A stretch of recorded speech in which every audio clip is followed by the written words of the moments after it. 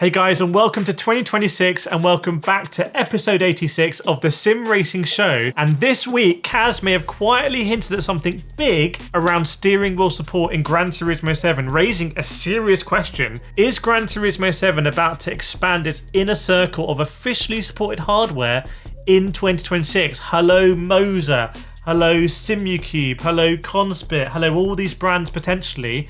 I'll let you know about it. And with 2026 now here, I'm going to break down for you what's coming, starting, for example, with the ASETEK Evo and the free roam there finally probably becoming a reality. And from there, we've got major sim releases, huge hardware moves, global events, and long-term platform shifts that could completely change how we sim race. Let's get into it. I'm going to start briefly with Gran Turismo 7 because at the Gran Turismo World Series finals in Japan, Kaz went into something we don't often hear him talk about: steering wheels, and more specifically how Gran Turismo supports them.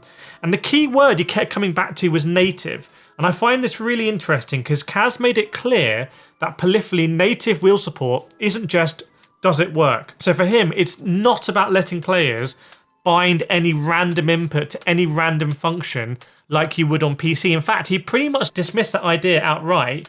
His view is that too much freedom actually creates confusion, especially on console. Now, what he was talking about, he went on to talk about fidelity. I kind of agree with him and I kind of disagree with him. This has ramifications for Gran Turismo 7 on PC. It has ramifications for stuff like MOZA on console. So let me go into it. Kaz explained that with the Spec 3 update, they did a lot of tuning specifically around steering wheels because polyphony wants to natively support more hardware, but in a way where the force feedback actually reflects the car you're driving. And this is where it gets interesting because Kaz gave this specific example of driving something like a luxury road car, a van, which you get in GT, and then jumping into a Porsche 911 GT3 RS. In his words, those cars should not feel remotely similar through the wheel. The steering weight, the response to character, all of that should change regardless of whatever wheelbase you're using. That tells you a lot about how polyphony thinks. They don't want players, they say, spending hours tweaking sliders. They want you to plug in a wheel, have the game recognize its torque capability, motor behavior, and limitations, and then automatically translates the physics into something that makes sense for that car. And this is where Kaz draws a line between PC Sims and Gran Turismo. So this is big. He acknowledges that PCs offer total freedom, but also that comes at a cost, which he calls complexity. And on PlayStation, Gran Turismo's strength is that curated experience. You just plug the wheel in, or to be honest, most people are just using a controller where you just turn it on and you just start driving, and you don't need a degree in force feedback engineering.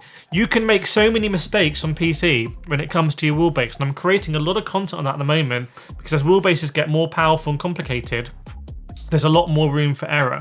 Now, when Kaz says on PlayStation he wants to natively support more quality steering wheels, that does suggest deeper integrations, more official support, and critically probably more brands getting the Gran Turismo treatment, especially as direct drive becomes a norm rather than the exception. But this is where the speculation really starts, and this is where I have some critical analysis here. Because when Kaz talks about natively supporting more quality steering wheels, he doesn't just mean firmware patches or generic compatibility toggling. He means deep integration, the kind where polyphony works directly with manufacturers to tune force feedback at a physics level and not just map buttons. This is my criticism. ASETEK have spent hundreds of thousands of dollars sponsoring Gran Turismo, and look how long it took to get full force in GT7. It's only just come, just now. And the native experience is not good. You have to mess with sliders. You have to change compatibility settings and vibration controller settings. It's not obvious. So if this is their vision, but if that's how they're executing it with ASETEK, how on earth are MOZA going to get involved here? SimuCube, ASETEK, SimMagic. So I have some questions about it. I don't take anything at face value, but my question to you is, what do you think about this perspective from Kaz and polyphony on sim racing hardware and PlayStation? Do you agree? And what brands would you like to see come to Gran Turismo 7? Right, now I'm going to let you know everything that's coming in sim racing in 2026. I mean everything. You're not going to want to miss it. But before that, a big thank you to today's sponsor for the sim racing show, which is GT Omega. I've been using GT Omega products for years and years and years now. You've seen them on channel. So if you're looking for a rig, essentially, on what to place all your pedals and your steering wheels and your bases, go check out www.gtomega.co.uk. All the way from wheel stands to the GT Omega Prime Light, I think is a really good bang for buck rig, going up to the GT Omega Prime, and use my code KIRETH5 at checkout if you do decide to buy anything and want to get an extra 5% off. Big thanks to GT Mega for sponsoring the Sim Racing Show. But now to 2026, I'm going to tell you how to prepare for what's coming. I'm going to walk you through 2026 month by month, actually, and what you can expect. So we're going to start in January, and like always, the year kicks off at CES in Las Vegas. For sim racers, CES is generally about hardware, not games. This is where we expect the first big reveals of the year, for example, from VR brands like PIMAX, but also brands that are more supporting sim hardware like motion platforms and cockpit tech and monitors as well. Everything they'll say is designed to push immersion further. For example, PIMAX, I would expect they'll show next-gen PC VR headsets with better field of view, better clarity, maybe better comfort as well, which can all help you have a more comfortable and accurate VR sim racing experience. Alongside that, the motion manufacturers like DF Reality, D-Box may unveil new platforms with improved lateral movement. Seems to be the new thing in motion. I tried one of them at the Sim Racing Expo. It means kind of curbs, bumps, and lateral sliding elevation changes. You should be able to feel a little bit better with motion. Jury's still out in motion for me. Then still in January, we're going to move to Sim Formula Europe in Maastricht. By the way, I'm going to CES in Las Vegas, so anything you want me to see or go and check out, let me know in the comments. Sim Formula Europe will be in Maastricht. This is where sim racers really start to pay attention to more curated things for sim racing. Each year, we generally see new wheels, wheelbases, pedals, cockpits, accessories, sometimes even sims as well. Brands like SimuCube, MOZA, SimMagic Asher, Cube Controls may be using this as an early year window to show revised products and get feedback as well on the direction of steering wheel rims and button plates and pedal updates and all that kind of stuff. Now let's talk about the thing everyone keeps asking about, which is free roam, and hopefully in early 2026, hopefully. By the way, I told you last year free roam was not going to come out in 2025. Some people didn't like me saying that.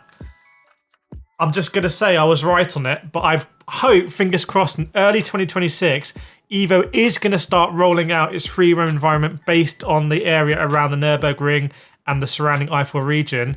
This is a big moment for sim racing because it isn't arcade driving, it's full sim physics on real public roads. I can't tell you how big this is potentially. This could fundamentally change how a sim can be used. For example, no longer just about hot lapping or racing. It could be more about driving, and that's something that the sim racing genre hasn't really experienced before, or maybe delivered fully, because the open world games have always been kind of arcadey. But the game release calendar for 2026 is stacked. ASETEK Corsa Evo may be going even through to full release. ASETEK Corsa Rally should continue expanding with stages and cars maybe every month. Rensport is going to move deeper into post-launch phase. We're going to get a standalone IndyCar game in the second half of the year. That's the first proper IndyCar title in over 20 years. Motorsport Games made a complete hash of it, so now it's being built by iRacing's console-focused team.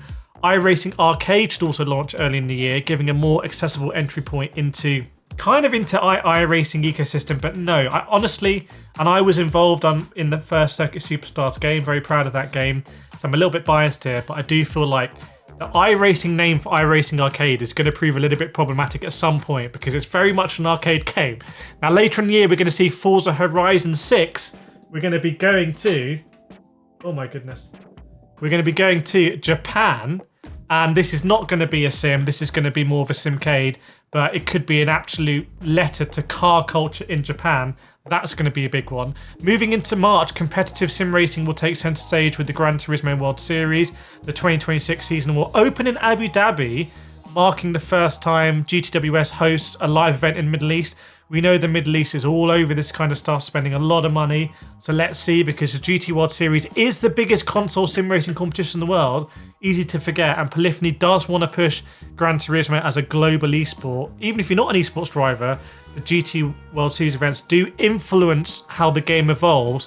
For example, it's no coincidence that we got the Abu Dhabi track and now we're going to Abu Dhabi. I wonder how much they paid for that. Now in May, something big is going to happen for sim racing hardware and industry visibility. The Sim Racing Expo launched in Charlotte. They tried to do it last year. Some embarrassing things happened and it never happened, but they don't talk about it, so maybe I shouldn't, but I'll just let you know that's what happened. But this time they say it's going to happen for real in Charlotte, North America. This is important because it will give North American sim racers direct access to new hardware without everything being Europe-centric. It's also where we can realistically expect new direct drive wheelbases, pedals, and loads of updates, motion systems and full rigs, and maybe early hands-on demos of upcoming sims. Historically, the Sim Racing Expo in Germany has been the place where dozens of products are revealed or shown publicly for the first time, and splitting it into the US and European events should mean more launches, not fewer. Now, across the middle of the year, endurance sim racing will continue to be a huge pillar.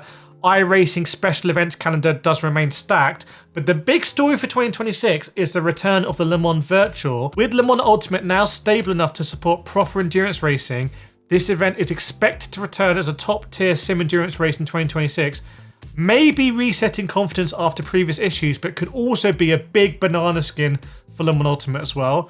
Alongside that, the community-driven events will remain just as important. Jimmy Broadbent's Race Mental Health is expected to return later in the year, continuing to bring together sim racers, content creators, and real-world drivers for a full-length endurance race that raises serious money for mental health charities. That event has become one of the most watched sim races of the year, not because of any prize money, for obvious reasons, but because of what it represents. Now, in October, the year will kind of start to close out with the Sim Racing Expo in Frankfurt.